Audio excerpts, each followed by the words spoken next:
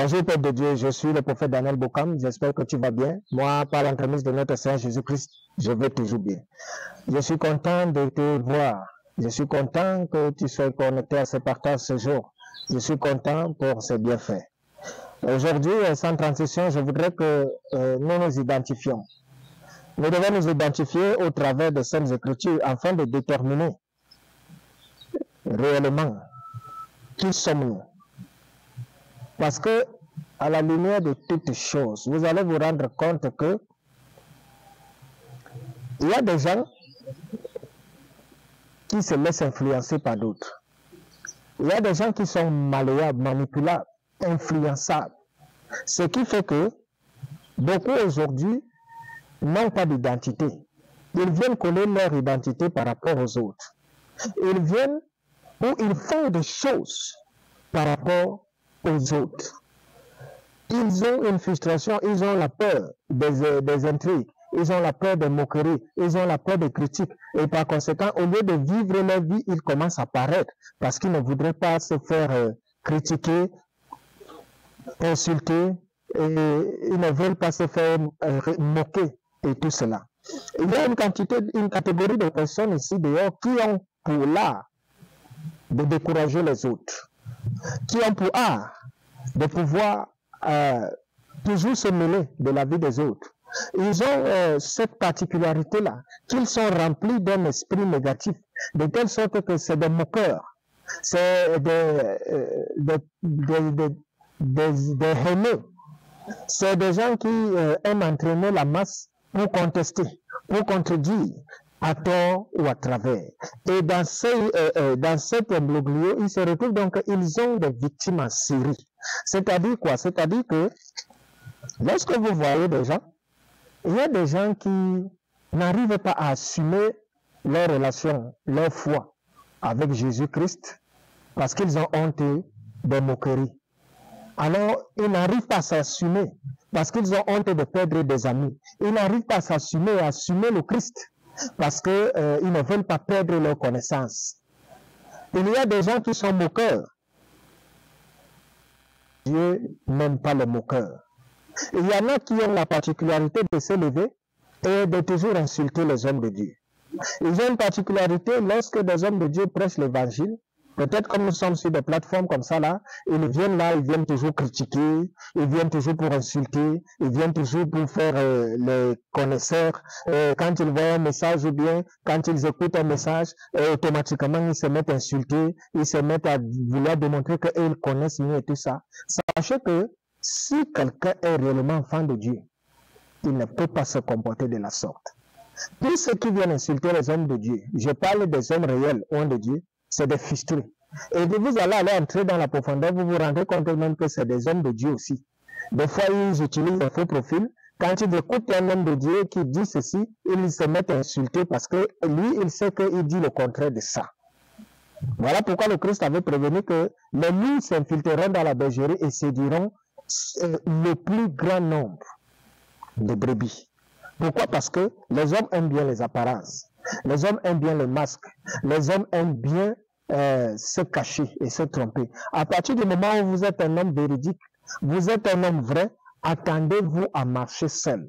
Parce que vous allez vous rendre compte à quel point les gens sont tellement hypocrites. J'ai souvent fait, et je viens vous exhorter, et j'écoute souvent les hommes de Dieu. Vous comprenez? Et le Seigneur m'est témoin. Il ne m'a pas appris à souvent insulter. Je ne connais pas. J'écoute des messages même que je sais que ce n'est pas vrai. Mais quand j'écoute un message, je sais que ça, ce n'est pas vrai. Par respect d'abord pour moi-même, je ne vais pas commencer à entrer dans la boîte de cet homme-là et je commence à écouter ce que vous dites là, c'est du mensonge. Écoutez, faites attention à ce que vous dites. Non. Christ ne m'a pas envoyé pour être le juge ou bien pour être, je ne sais pas, son sapeur-pompier. Il m'a appelé pour être là pour enseigner à son peuple. Alors quand j'écoute un message qui n'est pas approprié, je respecte d'abord la plateforme de cet homme-là. Alors je ne viendrai jamais me lever là pour l'insulter, pour dire quoi que ce soit. Mais moi, je prends ce qu'il a dit, je ramène donc sur ma plateforme à moi, je peux enseigner la vérité au peuple de Dieu. Mais ils sont là nombreux quand ils écoutent, par exemple, lorsque je viens vous parler par des révélations, ici, je dis si, il y en a qui me disent, oui, ben, c'est le fruit de votre imagination, ce n'est pas des révélations, je suis d'accord avec vous sur ici, et là, je ne suis pas d'accord avec vous. Mais que tu sois d'accord ou pas, moi, qu'est-ce que ça me fait? Qu'est-ce que ça me dit? Si déjà avec le Christ, vous avez fait pareil, avec nous, qu'est-ce que vous n'allez pas faire? Si déjà pendant que le Christ parlait, les gens se levaient par terre, les gens le traitaient de faux prophètes, de bézébuth, de ceci, vous pensez que si vous venez m'insulter moi aujourd'hui, des démons, des sorciers, de ceci, qu'est-ce que ça va me faire? Ça ne me fait rien. Mais moi, je suis là, je fais ma part, et c'est le Seigneur seul qui distinguerait, qui mettrait la lumière, qui devra prouver si c'est que je suis son serviteur ou pas.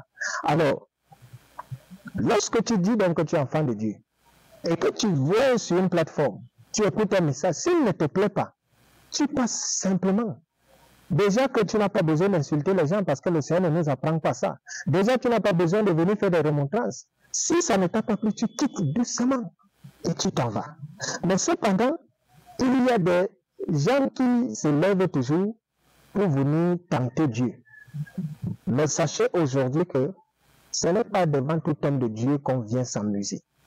Il y a homme de Dieu, il y a homme de Dieu. Il y a une catégorie de serviteurs de Dieu ici dans ce monde, et j'en fais partie, qui sont que si tu viens m'insulter, si tu viens, tu commences à vouloir prononcer des paroles de moquerie dans ma vie, le Seigneur t'insultera 2 fois plus. Si tu veux me mépriser, le Seigneur te méprisera. C'est un conseil que je vais vous donner aujourd'hui. Lorsque vous me voyez ici, là, si vous n'avez rien à dire, il vaudrait mieux pour vous de garder le silence, car le silence est dehors. Le silence est dehors. Tu peux suivre quelque chose, ça ne te plaît pas, tu passes là tranquillement. Mais lorsque tu te lèves, tu commences à venir me dire, oui, prophète, ce que vous avez dit, je ne suis pas d'accord, ceci, cela, c'est parce que tu es animé d'un esprit d'orgueil. Mais tu viens, tu me dis, bon, je ne peux même pas vous appeler prophète. Je vais vous raconter une anecdote. Lorsque je suis venu, avec la révélation sur la marque de Caïn, j'ai toujours écouté les hommes de Dieu, même depuis que je suis tout petit. Des gens venaient, oui, le signe de Caïn, c'est quoi? D'autres disaient, non, Dieu a écrit sur le visage de Caïn, il n'y a que les élus, ces enfants qui peuvent lire, qui reconnaissent ça. Chacun donnait, il donne sa version. C'est un chiffre là, c'est comme ci, c'est comme ça, la marque de Caïn et tout ceci. Et un jour, quand moi j'étais en train de méditer les Saintes Écritures, j'ai demandé au Seigneur quelle est la marque que tu as mise sur Caïn. Et il m'a dit, je l'ai rendu fou. C'est la folie. Oh là là.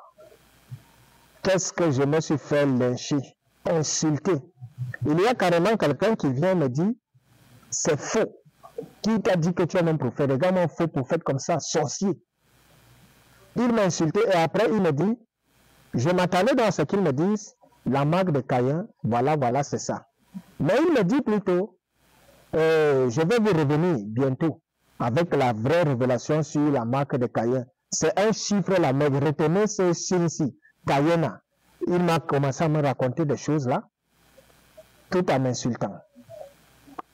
Voilà 2 ans, il ne vient pas me dire c'est quoi la marque de Caïn. Et c'est ça, le travail des hommes. C'est ça ce que vous êtes. Quand quelque chose n'est pas à votre niveau, gardez le calme. Au mieux, taisez-vous. On n'insulte pas n'importe quel homme de Dieu. Hein. Alors quand je viens ici, vous ne savez pas qui m'a envoyé. Parce que vous ne croyez pas ça, alors je garde le calme que le Seigneur lui seul fasse. Aujourd'hui, je viens te parler de Dathan. Ouvre ta Bible dans le livre de Nombres, chapitre 16. Comme la lecture est longue, je te laisserai le soin de la terminer chez toi.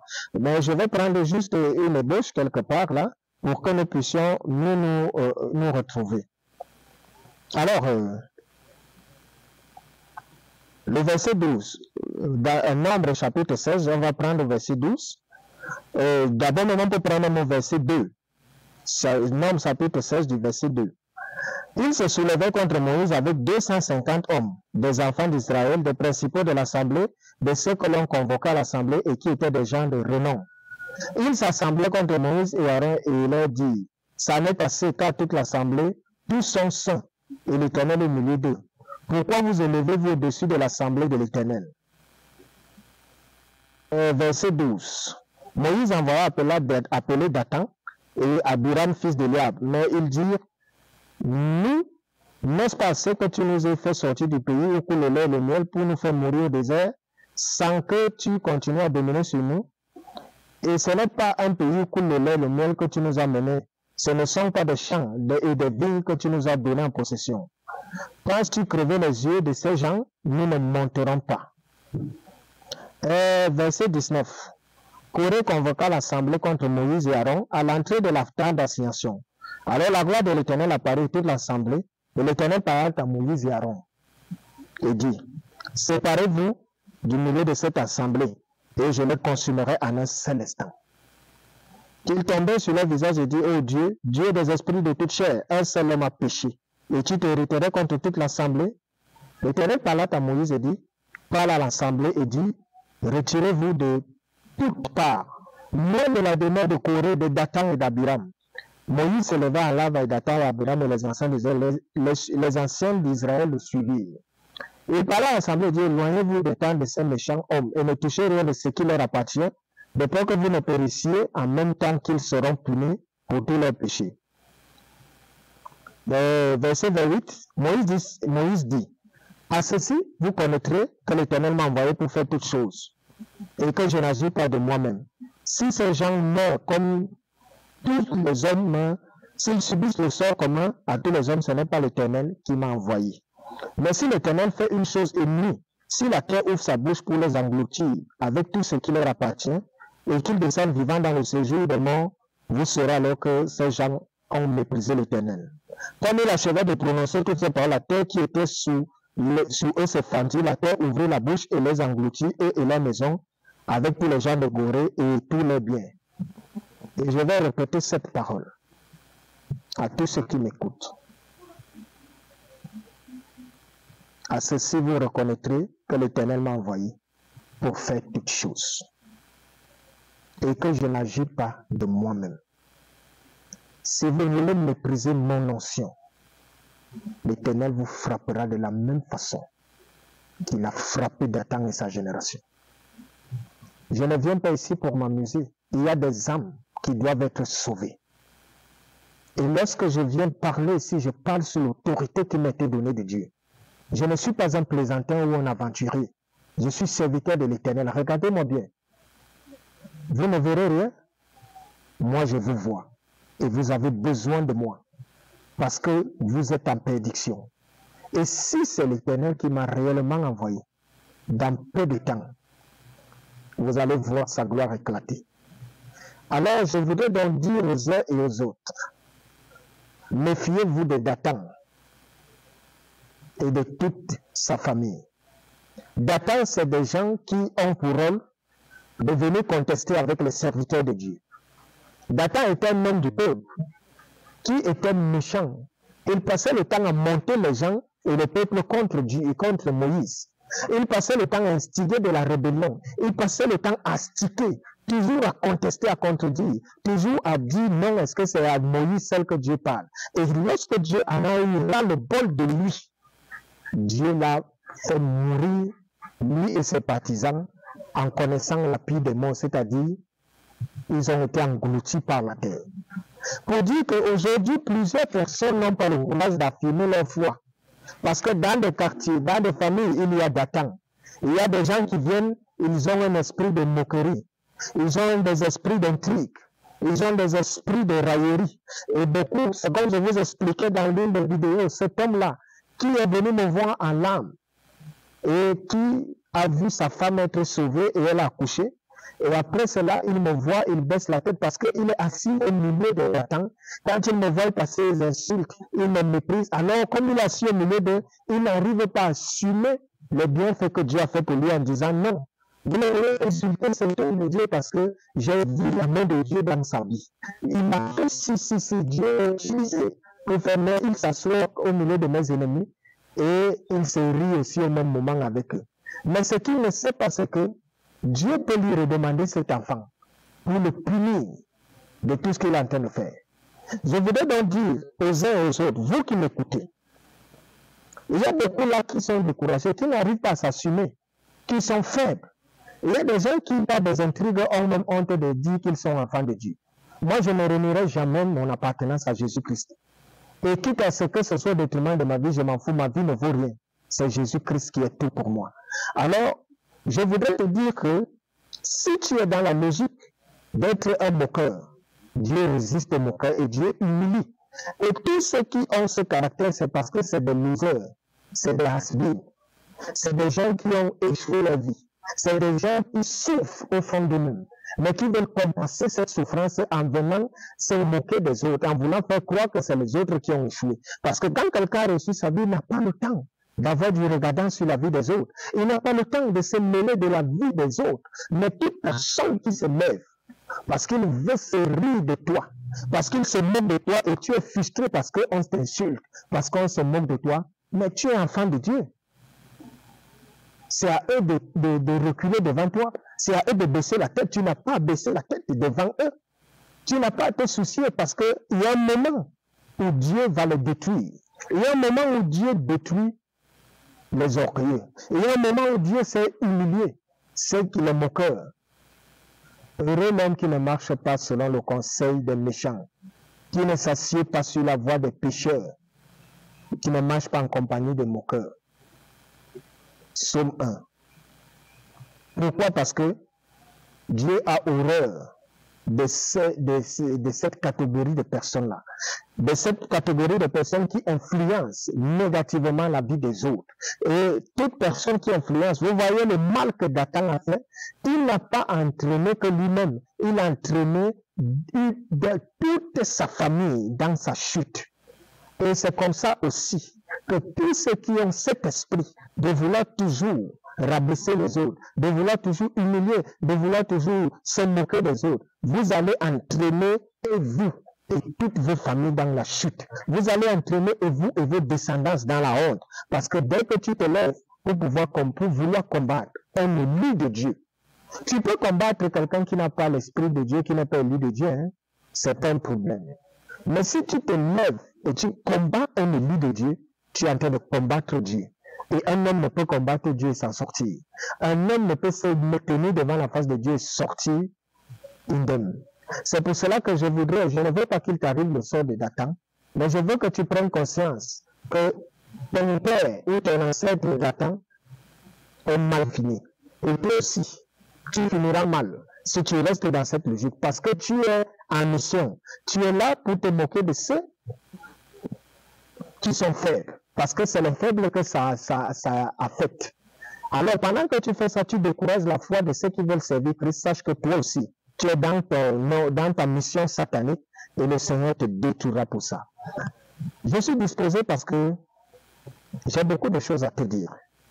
Mais ici, je ne viens que juste pour caresser certains enseignements pour vouloir te rassurer que cet enseignement elle a une profondeur. À n'importe quel moment, si tu as des préoccupations, le numéro de téléphone s'affiche. Je suis disposé à entrer dans la compréhension des Écritures avec toi et échanger. Quant à ceux qui ont l'esprit de Dathan en eux, s'il vous plaît, bien vouloir vous abstenir. Je ne veux pas que ta chute vienne de moi. Que le Seigneur te bénisse et que sa main soit sur nos vies. Shalom. Bye bye.